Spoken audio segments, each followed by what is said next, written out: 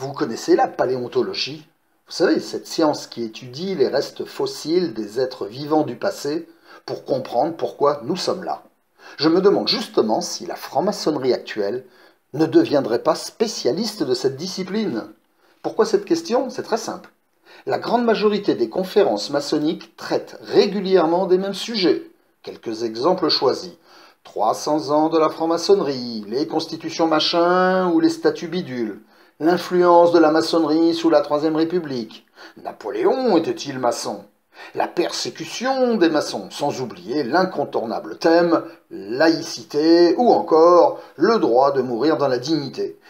À l'énumération de ces sujets, je ne vous cache pas que je suis très inquiet sur le devenir de notre art.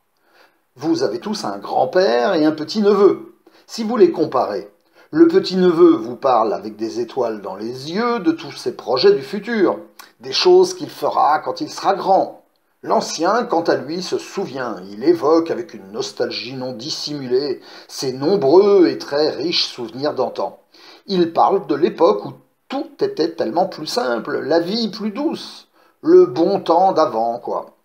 Il est vrai qu'un des deux est plus proche du cimetière que de la maternité. Pour paraphraser notre regretté frère Pierre Dac, un homme a son avenir devant lui et il l'aura dans le dos chaque fois qu'il fera demi-tour. Il semblerait justement que les maçons ont leur avenir dans le dos et cela m'inquiète singulièrement.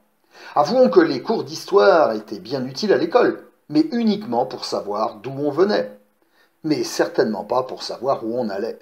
Surtout que je me suis laissé dire que la maçonnerie n'avait jamais cessé de bouger et d'évoluer pour s'adapter à chaque époque. Ce qui veut dire que son passé lointain et plus récent ne nous informe en rien de la destination future. En résumé, je me demande tout simplement si la maçonnerie ne serait pas en panne de réflexion. En attendant de se réinventer, elle se souvient, elle se raconte et pour couronner le tout, rien ne vaut un bon complot pour attirer les projecteurs et passer pour une victime. C'est vrai quoi, vous connaissez beaucoup de maçons qui se sont fait agresser depuis 10 ou 20 ans.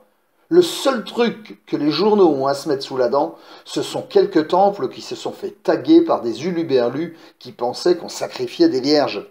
Tu parles d'un danger, toi. Les seules bombes qu'on trouve à l'entrée des temples, elles projettent de la peinture de couleur. Waouh, j'ai peur, au secours, protégez-moi. Alors je vous propose un truc. Et si on repensait la maçonnerie du XXIe siècle pour qu'elle s'inscrive dans notre époque? Les idées ne manquent pas.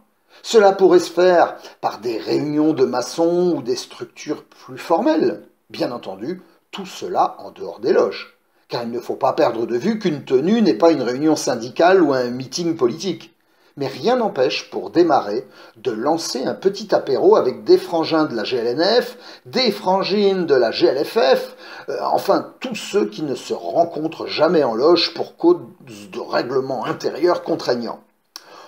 On secourrait ainsi de manière maçonnique nos neurones pour faire sortir des projets du futur. On pourrait y parler de transport mutualisé, de repas sains et équilibrés, de garde d'enfants pour les familles monoparentales qui veulent venir en tenue, de secours mutuels, de soins de santé, de valeurs humaines, de respect, etc., etc.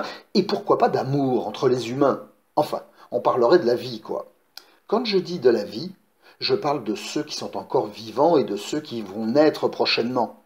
Cela changera un peu de la galerie de portraits, que des hommes bien entendu, et à qui nous devons notre art royal.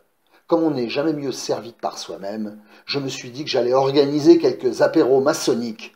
Vous voulez venir? Inscrivez-vous sur le site onvarentrer.com. Je suis certain qu'il y a une date de prévue près de chez vous, et si ce n'est pas le cas, appelez-moi, on va l'organiser.